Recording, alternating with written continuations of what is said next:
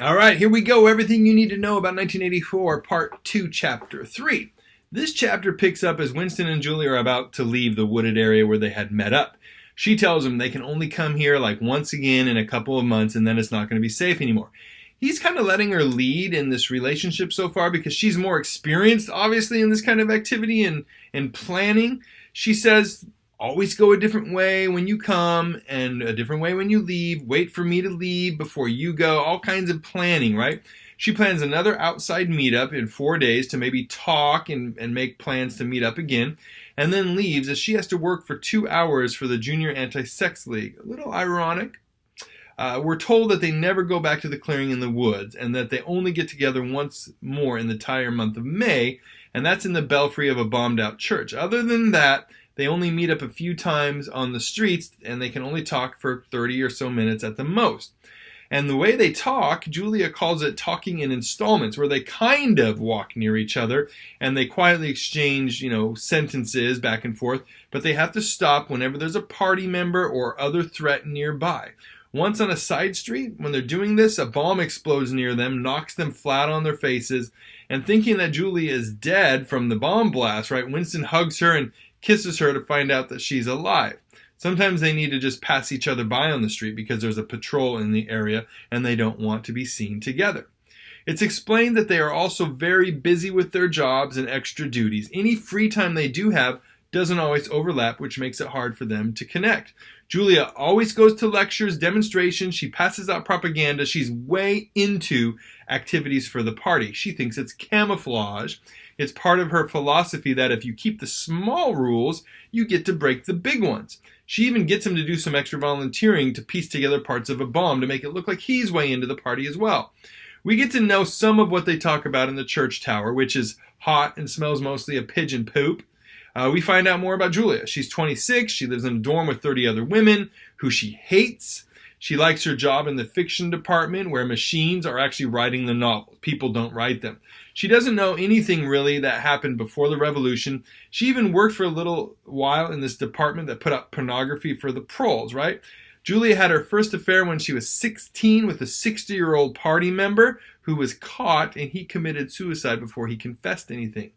More of Julia's philosophy comes out. She wants to have a good time, and the party, in her view, wants to stop her. So she breaks whatever rules she can. She hates the party, but not in a political way, right? She doesn't think very deeply beyond what she's not supposed to do and what she can get away with. She doesn't think anything really can be done to attack the party, and that it's really, frankly, stupid to try.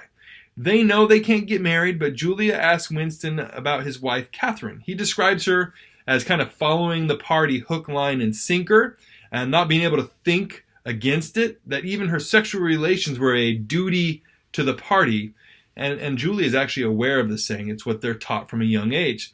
Julia understands the party's attempt to squash the sexual desire, that it is focusing that energy and passion into fever about war and about worship of the party. She thinks if you're fulfilled in a relationship, you don't really care as much about Big Brother. Winston believes they've done the same kind of manipulation like this in the family. They want parents to kind of feel affection for their kids, but they turn the kids against their parents whenever they don't follow party thought. It's like having spies in your house. This discussion reminds Winston of an incident that he had when he was on a hike with his wife. They had become separated, and Catherine was nervous because she was separated from the group.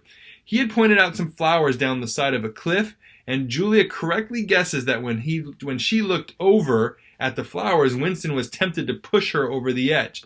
He says he was sorry he didn't do it, but that it wouldn't have solved anything if he had. Julia always disagrees when Winston takes this kind of position that the individual is always going to be defeated. Julia knows that she's going to be caught eventually, but there's part of her that still thinks she continue in this little bubble of rebellion, that she's going to get away with rebelling against the party. Winston focuses on how much they will be dead sooner or later, while Julia wants to embrace being alive. She kind of dismisses his talk and wants to plan their next meeting. So what should we take from this chapter? It's pretty insightful into the reality to which the party seeks to limit interpersonal relationships, and they want to channel sexual energy to suit its own needs of whipping people into this like near hysterical adherence to the party. They throw themselves into supporting whatever the party rallies them into and hating whoever the party wants them to hate. The proles, on the other hand, have sex as a distraction, right? The party seeks, though, to distort sexual desire with its production of pornography, but the proles remain ignorant and free, like animals. That's how they're treated. We also get a view of the different motives of Winston and Julia. Julia is a rebel, trying to break the rules of the party while looking like she's following them. Winston is at a different intellectual place of questioning the political reality of the time and the place he is living. He can't accept what the party is saying is true. It's logical from where they are coming from that Julia wants to embrace being alive, as she's more about feeling, while Winston sees himself as already dead, as he feels the confinement of the party's oppression on the intellectual level as well as the physical level. So I hope that's helpful. If you have any questions or comments, you can place them below. Until next time when we tackle the next chapter.